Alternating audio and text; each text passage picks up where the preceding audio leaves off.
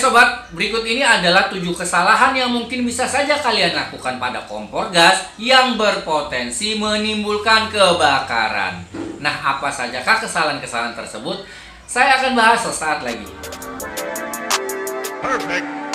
Oke, langsung kita mulai pada kesalahan pertama yang mungkin kalian lakukan pada kompor gas yang berpotensi menimbulkan kebakaran. Nah, kesalahan pertamanya adalah kalian membiarkan selang gas yang terpasang ke kompor itu kondisinya kendur. Nah, hal ini seringkali saya temukan pada saat memperbaiki kompor gas teman-teman sekalian ya. Nah, kalau kalian mau lihat, kalian tonton saja di video-video saya yang sebelumnya ya. Nah, kalau ditanya kenapa bisa kendur, jawabannya adalah pasti dikarenakan pemasangan awalnya yang kurang ketat. Nah, hal ini bisa kita telusuri untuk mencari tahu penyebab pastinya kenapa selang tersebut terpasang dengan kendur. Nah, jawabannya mungkin dikarenakan posisi selang pada kompor gas itu pada saat pemasangan memang mepet tidak seluas dan selapak pada saat kita memasang selang ke regulator. Tapi tetap saja hal ini tidak bisa ditolerir sobat. Karena apa? Karena potensi terjadi kebakaran pada saat selang kendur yang ada di kompor gas itu lebih besar.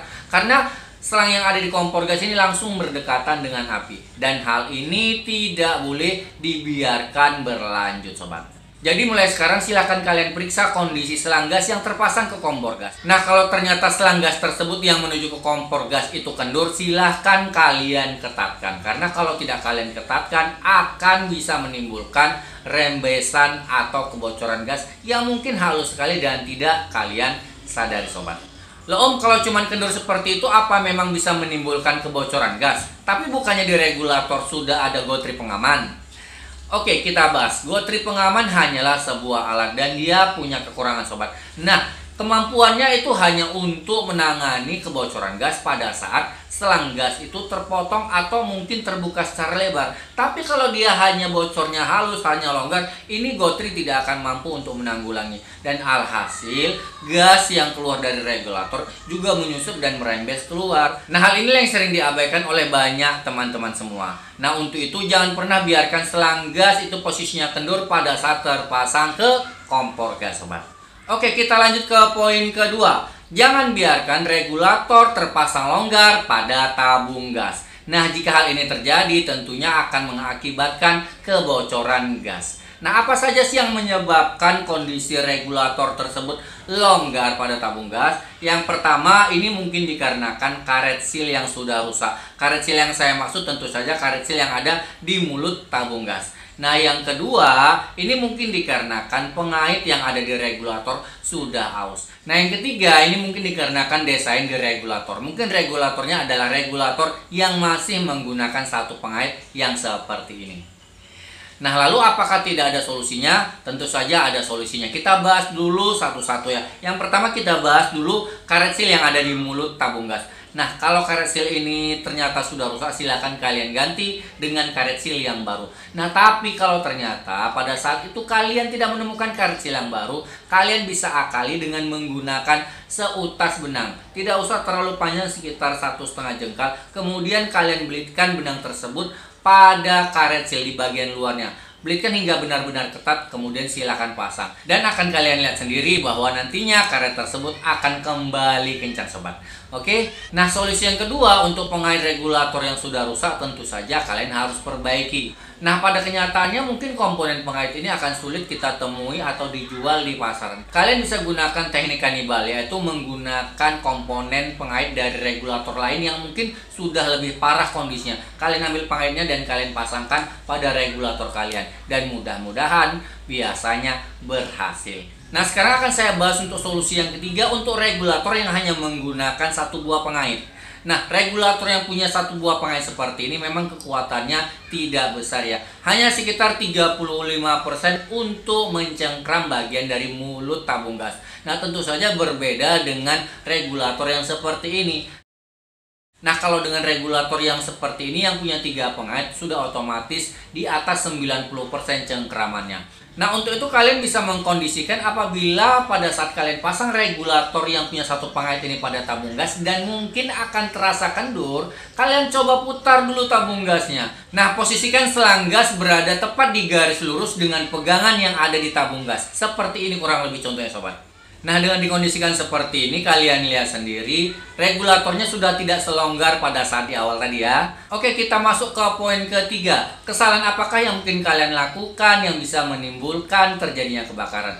Nah, kesalahan yang ketiganya adalah kalian biarkan kondisi knop pemantik yang ada di kompor gas itu dalam kondisi rusak. Oke, saya jelaskan dulu jenis-jenis kerusakan yang ada di knop pemantik kompor gas. Nah, kerusakannya yang pertama itu adalah knop pemantik itu tidak bisa diputar alias keras. Nah, kalau hal ini tidak bisa menimbulkan kebakaran. Jadi ini bukan. Nah, kerusakan yang kedua adalah knop kompor gas pada saat diputar terasa longgar dan tidak bisa berbunyi klik atau berbunyi cetek. Nah, kalau yang kerusakan yang kedua ini juga bukan merupakan penyebab dari kebakaran. Nah, jenis kerusakan yang ketiganya adalah kompor gas tidak bisa dimatikan. Nah, jadi kalau pada saat kerusakannya seperti ini, kompor gas tidak bisa dimatikan, secara otomatis gas yang bersumber dari regulator akan terus keluar dari burner. Nah, hal inilah yang bisa menimbulkan kebakaran. Dan yang sangat berbahaya, biasanya hal ini tidak disadari oleh pemilik kompor gas. Nah, begitu tombol kompor gas diputar, pemilik kompor biasanya berpikir bahwa kompor gasnya sudah mati. Ini dikarenakan nyala api yang ada di kompor gas memang sudah tidak ada. Padahal ini adalah sebuah kesalahan juga. Karena biasanya kalau terjadi kebocoran yang ada pada knop kompor gas, itu gas yang merembes keluar itu sangat sedikit sekali ya sobat. Nah, sebenarnya bisa kita tandai apabila kita curiga kalau terjadi keborosan pada tabung gas. Jadi apabila kalian merasa bahwa tabung gas kalian terlalu boros, kemungkinan kebocoran ini bisa terjadi. Nah, silahkan kalian periksa kompor gas kalian. Di manakah letak kebocorannya? Nah, jangan-jangan ini kebocorannya ada di knop pemantik kompor gasnya. Nah, panduannya bagaimana cara untuk memeriksa kebocoran kompor gas sudah ada saya buatkan videonya. Silahkan kalian klik tulisan yang muncul di atas ini. Nah, videonya ada di dalam tulisan ini ya. Oke, sekarang kita lanjut ke poin keempat. Dan poin keempatnya adalah kalian salah dalam menempatkan kompor gas. Nah, jadi untuk menempatkan kompor gas, usahakan di ruangan yang sirkulasinya itu lumayan bebas. Nah, kalau kalian tempatkan di ruangan yang pengap sempit dan tidak ada ventilasinya, ini bisa berbahaya. Jika terjadi kebocoran yang sedikit saja pada gas, ini gas akan bertumpuk di ruangan tersebut. Karena apa? Karena angin tidak berhembus keluar masuk ya. Nah, inilah yang sangat berbahaya sobat. Nah, selain itu, kesalahan keempat yang masih ada kaitannya adalah kalian jangan pernah menempatkan kompor gas itu terlalu mepet ke dinding. Apalagi jika dinding rumah kalian itu masih menggunakan papan. Karena apa? Papan adalah sebuah benda yang gampang terbakar pada saat dia panas sobat. Lanjut kita ke poin yang kelima. Nah, kesalahan yang mungkin kalian lakukan adalah kalian menempatkan atau meletakkan benda yang mudah terbakar berdekatan dengan kompor gas. Nah, apa saja benda-benda tersebut? Yang pertama adalah kain lap. Nah, hal ini seringkali saya perhatikan. Setelah membersihkan kompor gasnya, kain lap diletakkan berdekatan dengan kompor gas. Ingat, kompor gas menghasilkan panas. Dan panas tadi sudah otomatis akan mengeringkan kain lap yang mungkin kondisinya tadi pada saat kalian bersihkan itu kondisinya basah. Nah, kalau setelah kain lapnya kering dan terlalu dekat dengan kompor, apa yang terjadi? Nah, tebak sendiri ya. Oke.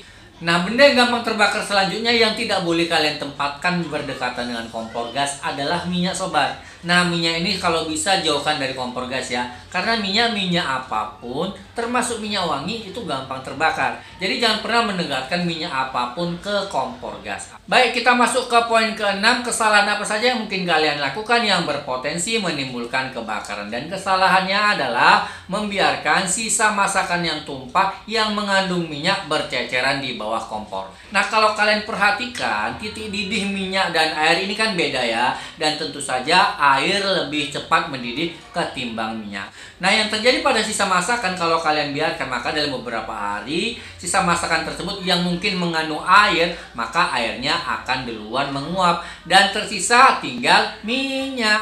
Nah, minyak ini kalau dia masih bercampur dengan masakan mungkin nantinya akan menjadi kerak. Nah, kerak ini juga gampang sekali terbakar. Kalau dia terpicu sedikit saja dengan jatuhnya bagian kotor yang ada di alat masak kalian, maka yang terjadi kerak tersebut akan terbakar, sobat. Nah, sekarang kita lanjut ke poin yang ke-7. Nah, kesalahan apa yang kalian lakukan pada kompor gas yang bisa menimbulkan kebakaran? Dan kesalahannya adalah kalian meninggalkan kompor gas pada saat kompor gas masih menyala. Nah, ini adalah kesalahan fatal yang sering juga saya perhatikan. Nah, pada dasarnya apapun yang mau kalian lakukan, mau belanja, mau bermain, mau menonton TV, kalian harus tetap konsentrasi pada kompor gas kalian apabila kompor tersebut masih menyala. Karena kita tidak tahu apa yang akan terjadi selanjutnya.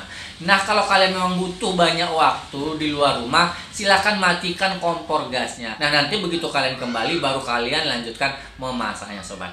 Oke, nah mudah-mudahan video ini bisa bermanfaat dan berguna bagi kita semua. Jika kalian punya pertanyaan-pertanyaan apapun, silahkan ketik di kolom komentar ya. Kalau punya requestan, sama ketik juga di kolom komentar. Kita berjumpa lagi di video berikutnya. Wassalam. 17-an panas begini ya.